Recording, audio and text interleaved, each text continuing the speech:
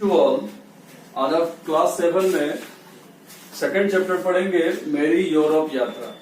इसके रचनाकार हैं भारत के प्रथम राष्ट्रपति डॉक्टर राजेंद्र प्रसाद। इसके रचनाकार हैं। इसके बारे में बस थोड़ा सा आप ये जानिए कि जैसे भारत के सर्वप्रथम राष्ट्रपति डॉक्टर राजेंद्र प्रसाद का जन्म 3 दिसंबर 1884 में हुआ। ये फारसी और संस्कृत दोनों भाषाओं के ज्ञाता थे, विद्वान थे। वे गांधी जी के अनुयायी थे। इन्हें भारत रत्न उपाधि से विभूषित किया गया है। इसलिए इसके बारे में तो आप भी बहुत कुछ जानते होंगे, लेकिन पद परिचय देना, किसी भी शीर्षक, किसी भी कहानी की शुरुआत करने से पहले रचनाकार के बारे में कुछ थोड़ा जानना बहुत जरूरी है। इसलिए हम कोई भी कहानी पढ़ाने से पहले हम आपको रचयिता के बारे में 2 ही लाइन हम जरूर कहते हैं। इसलिए आपको भी ये चीज ख्याल रखना होगा। आगे देखिए, इसमें आप ये सीखेंगे इस कहानी के माध्यम से कि भारत के प्रथम राष्ट्रपति डॉक्टर राजेंद्र प्रसाद की पहली यूरोप यात्रा कितनी रोमांचक रही। और मिस्र में ऐसा अजायब घर है जहां पिरामिडों की खुदाई से निकले राजाओं के सब उनके सामान सहित आज भी सुरक्षित है। तो देखिए, यह मेरी पहली विदेश यात्रा थी। मैं यहाँ भी उन लोगों के संसर्ग में आया, संसर्ग मतलब संपर्क में, संसर्ग में ना पड़ा जो विदेशी ढंग से रहते और खाते पीते। संपर्क होता है। जाने से पहले एक दिन श्री सच्चिदानंद सिंह ने मुझे अपने यहाँ अंग्रेजी ढंग से मेज पर खिलाया था। मैंने कांटा चम्मच आदि का इस्तेमाल देख लिया था। इत्तेफाक से जहाज पर मेरे कमरे में एक पारसी सज्जन थे, तो वे विदेश में सैर करने के लिए जा रहे थे, तो उनसे तो जान पहचान हो गई, पर दूसरे कोई मुलाकाती उस जहाज में नहीं थे। मेरी आदत भी कुछ ऐसी है कि मैं किसी से स्वतः मुलाकात या जान पहचान करने में बहुत सकुचाता हूँ। हिचकिचाहट होती है। सकुचाना मतलब हिचकिचाहट। इसलिए जहाज पर किसी भी देशी या विदेशी यात्री से 1-2 दिन तक मुलाकात या बातचीत नहीं हुई। पर इतना मैं देखता था कि मेरी हिंदुस्तानी पोशाक की ओर बहुतेरी आंखें जाती थी। मैं डेक पर अपनी कुर्सी रख कर कुछ पुस्तकें पढ़ता और अथवा टहलता रहता, तो समुद्र बहुत शांत था। तो रास्ते में मुझे ऐसा मालूम हुआ कि जब तक जहाज स्वेज नहर से गुजरता है, तब तक थॉमस कुक कंपनी की ओर से प्रबंध रहता है कि यदि कोई मुसाफिर चाहे तो मोटर द्वारा जाकर कैरो नगर और उससे थोड़ी दूर पर स्थित स्फिंक्स को देखकर आ सकता है। ऐसा अथॉरिटी दिया गया था। मैंने यह देख लेना अच्छा समझा। मेरे ही जैसे कुछ और मुसाफिर भी थे जिन्होंने थॉमस कुक के साथ वहां जाने का प्रबंध कर लिया। हम लोग बहुत सवेरे ही करीब 5 बजे जहाज से उतरकर मोटर पर कैरो चले गए।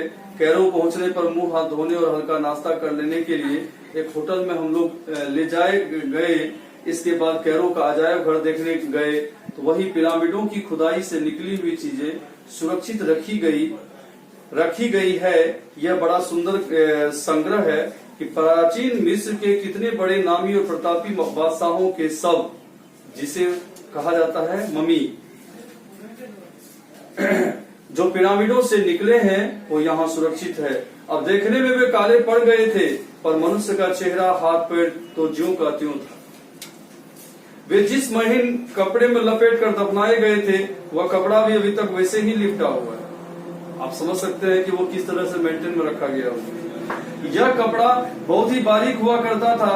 सुना जाता है कि भारतवर्ष से ही जाया करता था।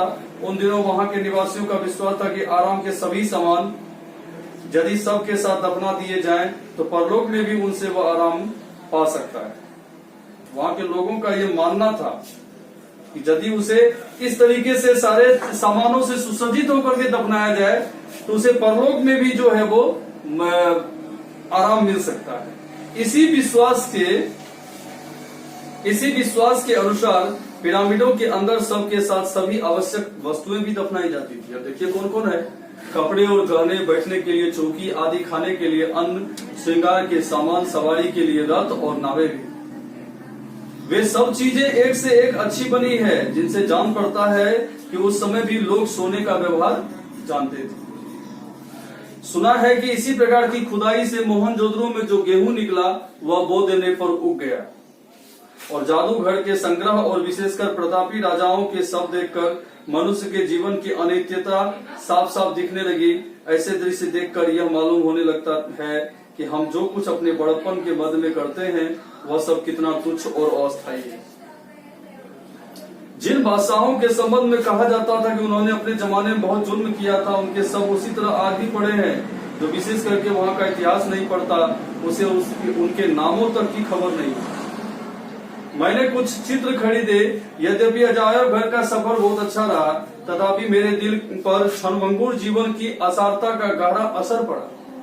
मैं वहां से उदास ही निकला। दोपहर का भोजन करके हम लोग कुछ दूर तक मोटर पर पिरामिड देखने गए। एक स्थान पर पहुंचकर मोटर छोड़ देनी पड़ी। ऊँटों पर सवार होकर के पिरामिडों तक जाना पड़ा, क्योंकि कुछ रेगिस्तान जो है पड़ता होगा, इसलिए वहां ऊँट की सवारी जो है थी। तो देखिए, मेरे लिए ऊँट की सवारी बिल्कुल नहीं थी। पिरामिडों को नजदीक जाकर देखा तो वे बहुत ही ऊंची चौखटी इमारतें हैं। हमारे देश में ईंटों का पजावा जैसे बनता है, वैसे ही ये पत्थरों के बड़े बड़े चौरस किए हुए टुकड़ों से बने।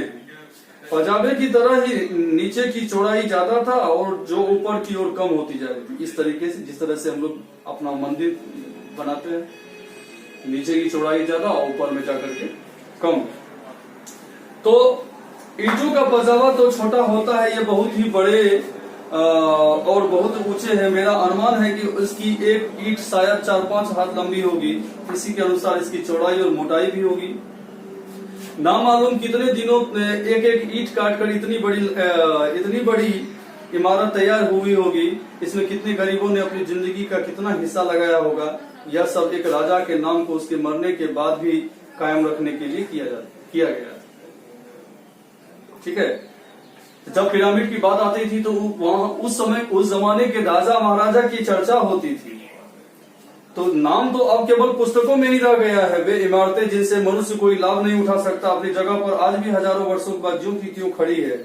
उनमें से अनेकों की अंदर से खुदाई हुई है। उन्हीं से निकले हुए सामान का संग्रह कैरो के अजायब घर में। मुझे स्मरण है कि हाल ही में हम लोगों ने अखबार में पढ़ा था कि इन्हें खोदने का जिस किसी ने प्रयत्न किया वो मर गया, पर वहां की खुदाई में बहुत सामान निकला।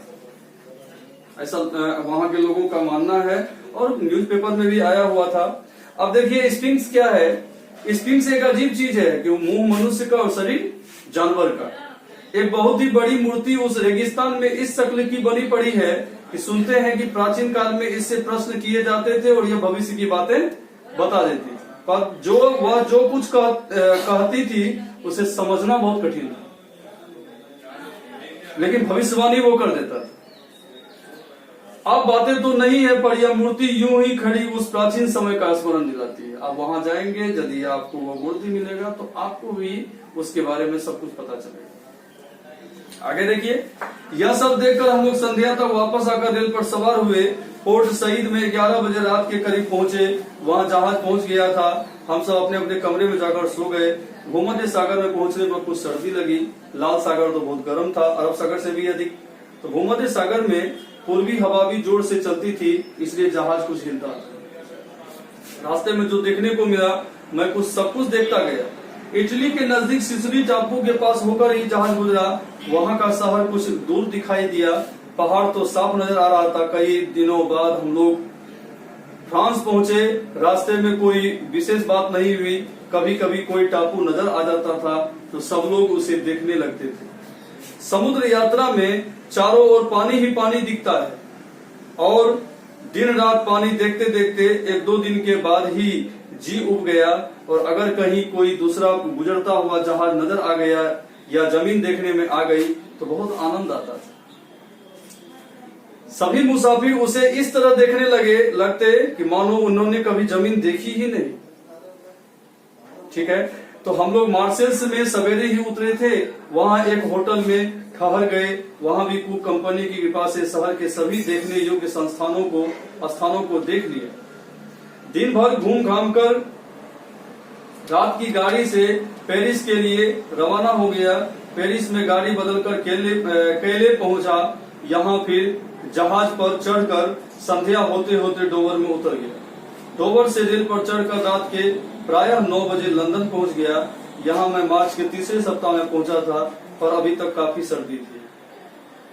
यानी अपने यात्रा वृतांत में वो यात्रा के दौरान जितने भी क्रियाकलाप किए, देखे, घूमे, वो सारे चीजों का यहाँ वर्णन दिया गया।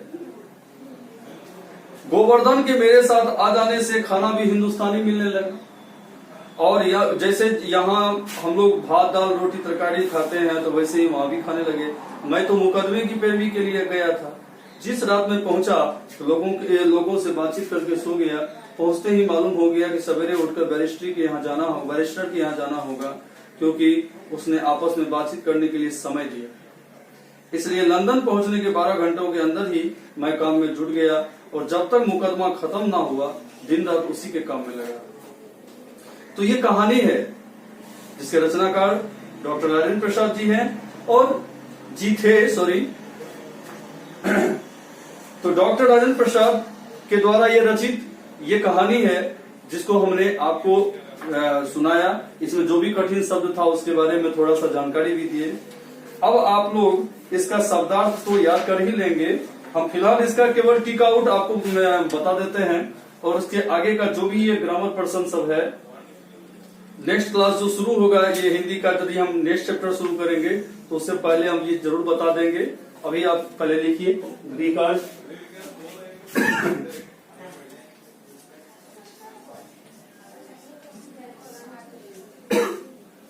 ग्रीकार्ड में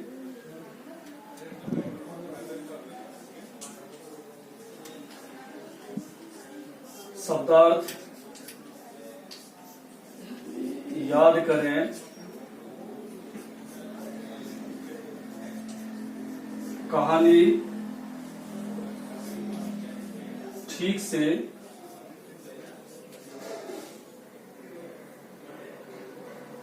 पढ़ें। ये कामों को आपको करना है। टिक आउट देखिए, लेखक की यह कौन सी विदेश यात्रा थी, तो आप सही ऑप्शन भरेंगे पहली। लेखक ने खाने में कांटे और चम्मच का इस्तेमाल कहाँ देखा था, तो इसका सही होगा सच्चिदानंद के यहाँ। और जहाज पर लेखक के कमरे में कौन थे, इसका सही लिखेंगे भारतीय सज्जन। स्फिंक्स तथा कैरो नगर देखने आने की व्यवस्था किसकी ओर से थी, इसका सही ऑप्शन होगा थॉमस कुक कंपनी। समझ में आ गया? बस इतना ही। चलिए आगे भी हम आपको बता ही देते हैं। जैसे सार है तो इसमें अ उपसर्ग जोड़ करके विलोम शब्द बनाना है तो असार लिख देंगे। शिक्षा और शिक्षा, अस्थाई अस्थाई, सुंदर असुंदर, सफल असफल, व्यवस्था अव्यवस्था। ठीक है। अब देखिए विलोम शब्दों के जोड़े बनाकर लिखिए। जैसे देखिए यहाँ कुछ कॉलम में यहाँ दिया हुआ है, अब इसको जोड़ा बनाना है। कैसे बनाएंगे, तो ये शब्द को छाटेंगे और उसके अनुसार लिखेंगे आमने सामने, तो आपको खुद पता चल जाएगा कि ये शब्द का विलोम ये है। जैसे देसी का क्या होगा, विदेशी, स्वदेश, विदेश, सौभाग्य, दुर्भाग्य, कुरूप, सुंदर, नित्य, अनित्य, सामान्य, विशेष। जैसे बोल रहे हैं वैसे आप लिख लेंगे, अच्छी तरह से लिखेंगे, स्पेल गलत नहीं करेंगे, क्योंकि वर्ड आपके बुक में दिया हुआ है, इसलिए गलती से। और आपको जो भरना है वो पेंसिल से भरेंगे, पेन से नहीं भरेंगे। ठीक है, इतना काम आप कीजिए। फिर नेक्स्ट क्लास में आगे का प्रक्रिया हम बताएंगे। फिर पीछे में यदि आपका कुछ छूट जाता है तो आप हमें मैसेज कीजिए, हम उसका रिप्लाई जरूर देंगे। Thank you.